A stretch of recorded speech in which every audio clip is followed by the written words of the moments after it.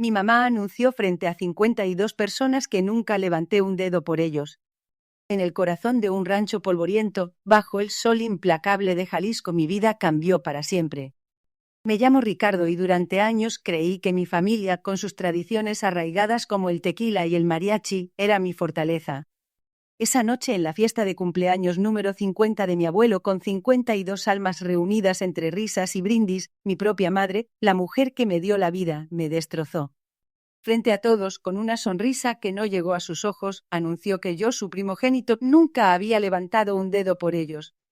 Dijo que era un inútil, un vago, una deshonra para el apellido. Las miradas de lástima y burla me quemaron más que el sol del desierto. Mi sangre hirvió, pero el nudo en mi garganta me impidió defenderme. Esa noche no fue solo una humillación. Fue la chispa que encendió un fuego. Todos me veían como el hijo pródigo que regresaba solo para consumir. Lo que no sabían es que cada palabra de desprecio se grabó en mi alma, transformándose en una obsesión fría y calculada. Decidí que no solo les demostraría lo equivocados que estaban, sino que les haría pagar por cada lágrima, cada susurro, cada mirada de desprecio. Abandoné el rancho con el corazón hecho pedazos, pero con la mente más clara que nunca. Me prometí que regresaría, no como el Ricardo que ellos conocían, sino como el hombre que nadie esperaba. Lo que descubrí en mi ausencia, y cómo lo usé para desmantelar la farsa de mi propia familia, es una historia que pocos se atreven a contar. Prepárense, porque esta no es una historia de perdón, sino de una justicia implacable que tardó años en servirse, y cuyo sabor es agridulce. El silencio en la sala era ensordecedor. Mi mamá, con el rostro descompuesto, o podía sostener mi mirada. Las 52 personas que antes la ovacionaban, ahora la veían con una mezcla de lástima y reproche. Mi tía Lupita, siempre la más sensata, se levantó y dijo en voz alta: Elena siempre fue la que cuidó de nosotros, la que se desvivió por todos. Tu madre solo habla por despecho. Ese día la máscara de mi mamá se rompió frente a todos. Ya no era la matriarca intachable, la santa que se sacrificaba por su familia. Era una mujer amargada, celosa del amor y el respeto que yo, su hijo, inútil, había cultivado en silencio. No hubo gritos, ni lágrimas de mi parte. Solo una calma profunda, la paz que llega cuando la verdad finalmente ilumina las sombras. Me di la vuelta y caminé hacia la puerta, sintiendo cada paso como una liberación. Dejé atrás el resentimiento, la búsqueda incesante de su aprobación que me había consumido por años. Afuera el sol de la tarde bañaba las calles de Coyoacán, prometiendo un nuevo comienzo. No fue una victoria dulce, sino una justicia agridulce. Gané mi paz, pero perdí la ilusión de una madre. Sin embargo, en ese adiós, encontré mi verdadero hogar, en mí mismo, con la certeza de que mi valor nunca dependió de sus palabras. Finalmente era libre. El rancho, ese lugar que una vez fue mi refugio y mi prisión, era un microcosmos de la sociedad jalisciense. Cada piedra, cada maguey, cada adobe de la casa grande guardaba secretos y resentimientos.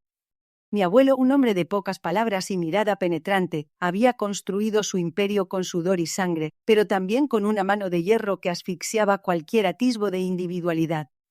Mi madre, Elena, creció bajo esa sombra, una mujer que siempre buscó la aprobación paterna y al no encontrarla la exigió de sus hijos. Yo, el primogénito, fui su blanco favorito. Desde niño, y cada uno de mis logros era minimizado, cada error magnificado. Me comparaba constantemente con mis primos, con mis tíos, con cualquiera que, según ella, si levantaba un dedo. La humillación de esa noche no fue un incidente aislado, sino el clímax de años de microagresiones, de comentarios mordaces disfrazados de consejos, de desprecio velado. Recuerdo una tarde, cuando apenas tenía 10 años, le presenté un dibujo que había hecho de un charro a caballo. Mi padre, un hombre amable pero sumiso a Elena, lo elogió. Ella, sin inmutarse, dijo: «Está bien, pero podrías haberlo hecho mejor. Mira, el caballo parece un burro». Esas palabras, dichas con una sonrisa, se clavaron más hondo que cualquier regaño. La humillación se convirtió en un veneno lento, corroyendo mi autoestima, forjando en mí una necesidad desesperada de demostrar mi valía. Cuando abandoné el rancho, no lo hice con la cabeza gacha. Mi partida fue silenciosa, casi furtiva, pero cargada de una determinación que nunca antes había sentido. Tomé un autobús a la Ciudad de México, una jungla de asfalto y oportunidades, lejos del polvo y las tradiciones opresivas de Jalisco. Llegué con una mochila, unos cuantos pesos y el eco de las palabras de mi madre resonando en mis oídos. Inútil, vago, deshonra. Esas palabras no me hundieron, me impulsaron. Cada mañana al despertar en mi pequeña habitación rentada en la colonia Roma me repetía esas palabras. Eran mi combustible, mi motivación para levantarme, para estudiar, para trabajar más duro que nadie. Decidí que la mejor venganza no sería la confrontación directa, sino el éxito rotundo. No quería un pleito de lavadero, quería una demostración innegable de mi capacidad. Me matriculé en la UNAM, en la carrera de arquitectura. Mis días eran una vorágine de clases, bajos de medio tiempo en una cafetería y noches en vela dibujando planos. Mis compañeros se quejaban del cansancio, yo me reía. El cansancio era un lujo que no podía permitirme. Cada línea que trazaba, cada edificio que imaginaba, era una refutación a las palabras de mi madre. Quería construir algo grande, algo que ella no pudiera ignorar, algo que gritara al mundo: aquí está Ricardo, el que sí levanta un dedo, y con creces. Mi primer gran proyecto llegó de la mano de un profesor, el doctor Morales, un hombre excéntrico pero brillante, que vio en mí una chispa que nadie más había notado.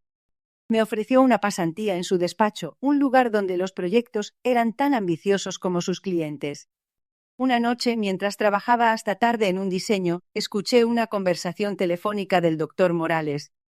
Hablaba de un proyecto de restauración de una hacienda antigua en Jalisco, un lugar con historia, con valor cultural.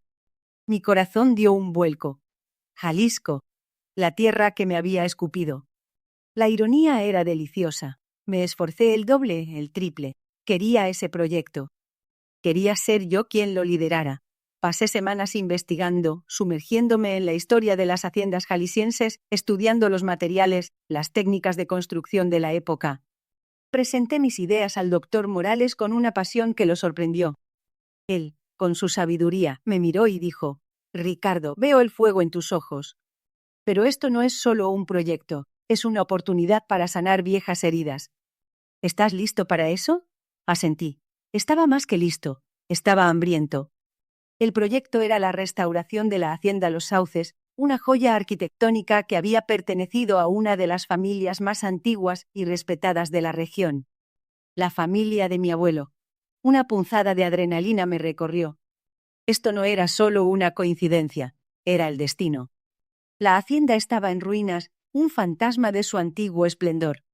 Mi misión era devolverle la vida, transformarla en un hotel boutique de lujo, respetando su esencia histórica. La primera vez que pisé la propiedad, sentí una mezcla extraña de familiaridad y extrañeza. El aire, el olor a tierra mojada después de la lluvia, el sonido de los grillos al atardecer. Todo me transportaba a mi infancia, pero al mismo tiempo me sentía un extraño, un invasor con un propósito. El verdadero desafío no fue la arquitectura, sino la gente. La familia de mi abuelo, los dueños actuales de la hacienda, eran los mismos que habían presenciado mi humillación. Entre ellos mi tía Lupita, la única que había alzado la voz en mi defensa. Cuando me presentaron como el arquitecto principal, sus ojos se abrieron con sorpresa. Los demás, con una mezcla de curiosidad y desconfianza. Mi madre, por supuesto, no estaba presente en esas primeras reuniones. Ella se había distanciado de la familia después de la muerte de mi abuelo, sumida en su propio resentimiento. Las obras avanzaron. Cada viga restaurada, cada muro levantado, era una victoria personal. Pasaba horas en la hacienda, supervisando cada detalle, hablando con los artesanos locales, aprendiendo de su sabiduría ancestral. La comunidad empezó a verme con otros ojos.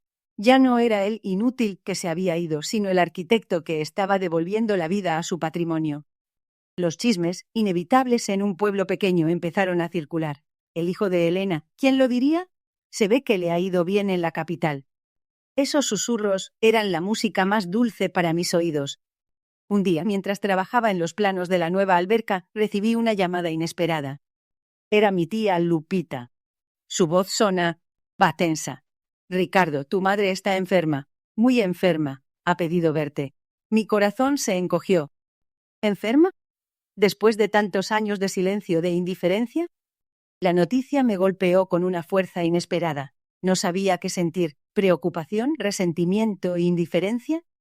La obsesión por la justicia había consumido tanto de mí que apenas quedaba espacio para otras emociones. Viajé de regreso a Coyoacán, al hogar de mi madre, con una mezcla de aprensión y curiosidad. La casa que una vez fue el epicentro de mi tormento ahora se sentía extraña, ajena. Entré en su habitación. El aire era pesado, cargado con el olor a medicamentos y vejez. Mi madre, demacrada y frágil, apenas era una sombra de la mujer imponente que recordaba. Sus ojos, antes llenos de juicio, ahora mostraban una vulnerabilidad que nunca le había visto. «Ricardo», susurró, su voz apenas un hilo. «Perdóname». Esa palabra tan esperada, tan anhelada por años, ahora sonaba vacía. ¿Perdón? ¿Después de todo el daño, después de la herida que había sangrado por tanto tiempo? La ira que había guardado celosamente por años amenazaba con desbordarse, pero me contuve. No era el momento para el resentimiento, sino para la verdad. ¿Perdonarte por qué, mamá?, pregunté, mi voz sorprendentemente tranquila. ¿Por llamarme inútil frente a todos, por deshonrarme, por hacerme creer que no valía nada? Sus ojos se llenaron de lágrimas. Estaba celosa, Ricardo. Siempre fuiste el favorito de tu padre, el que tenía su chispa, su talento. Yo nunca fui suficiente para él y no soportaba ver que tú sí lo eras. La revelación me dejó helado. ¿Celos? Todo este tiempo, la crueldad de mi madre había sido impulsada por una envidia oculta, por sus propias inseguridades. La imagen de la matriarca intachable se desmoronó por completo. Mujer que había construido su vida sobre la base de la victimización, ahora se revelaba como una figura trágica, atrapada en su propio resentimiento. Esa conversación fue un punto de inflexión. No sentí la satisfacción de la venganza, sino una profunda tristeza.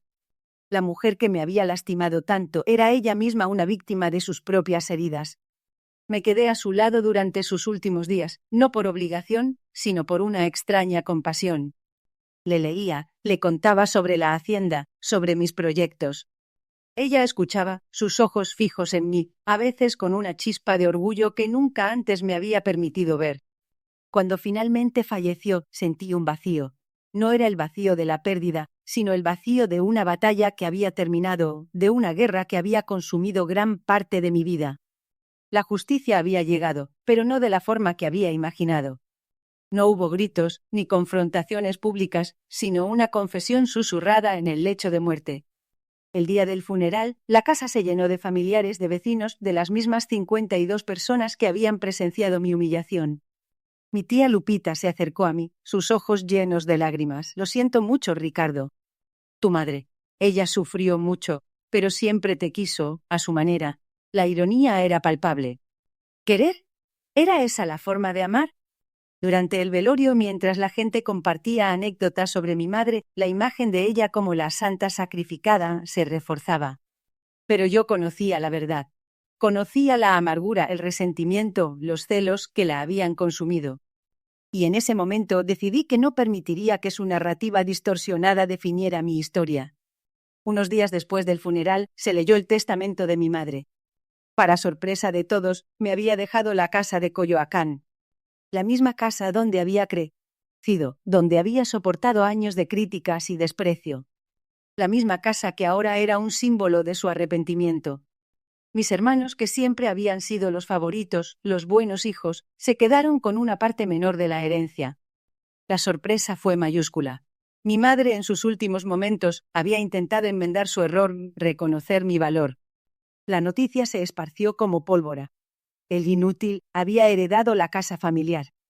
Las miradas de asombro, de envidia, de reproche se dirigían ahora a mí. Pero esta vez no me afectaban. Había construido mi propio camino, mi propio éxito. La casa era solo un edificio. Mi verdadero hogar estaba en mi interior. Decidí vender la casa de Coyoacán. No quería vivir en un mausoleo de viejos resentimientos. Quería construir mi propio futuro, libre de las sombras del pasado. Con el dinero de la venta, invertí en mi despacho de arquitectura, expandiendo mis proyectos, contratando a jóvenes talentos.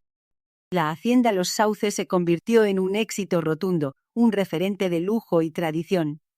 Mi nombre, Ricardo, se asoció con la excelencia, con la visión, con la capacidad de transformar ruinas en obras de arte.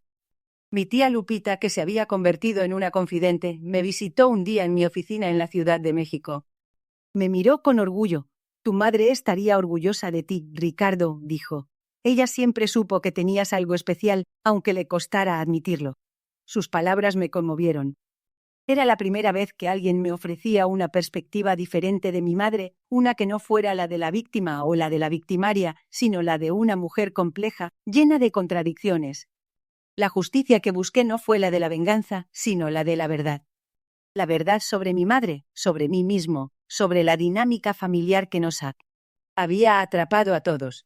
Aprendí que el perdón no siempre significa olvidar, sino comprender.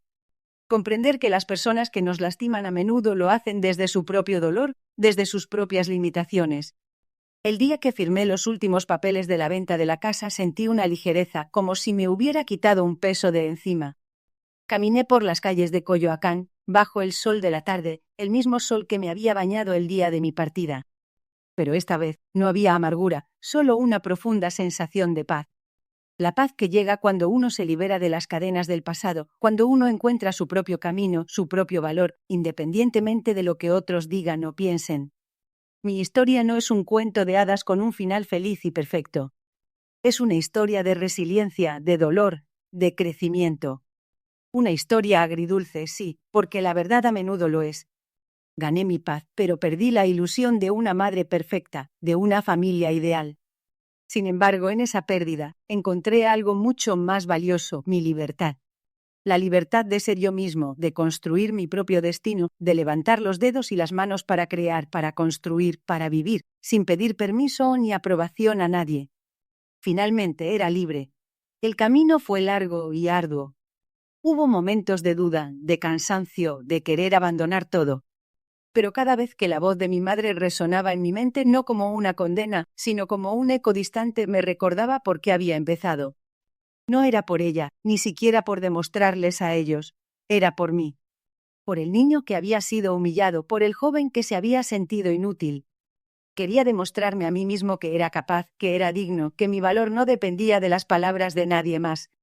Hoy, miro hacia atrás y veo el camino recorrido. Desde el rancho P. Polvoriento de Jalisco hasta los rascacielos de la Ciudad de México, desde el niño avergonzado hasta el arquitecto reconocido. La vida me enseñó que las heridas pueden convertirse en cicatrices, y las cicatrices en mapas de nuestra fortaleza. La historia de mi madre y yo es un recordatorio de que las familias son complejas, que el amor a veces se disfraza de dolor, y que la verdadera liberación viene de dentro, cuando uno decide romper las cadenas del pasado y forjar su propio destino. Y esa, amigos, es la justicia más dulce de todas.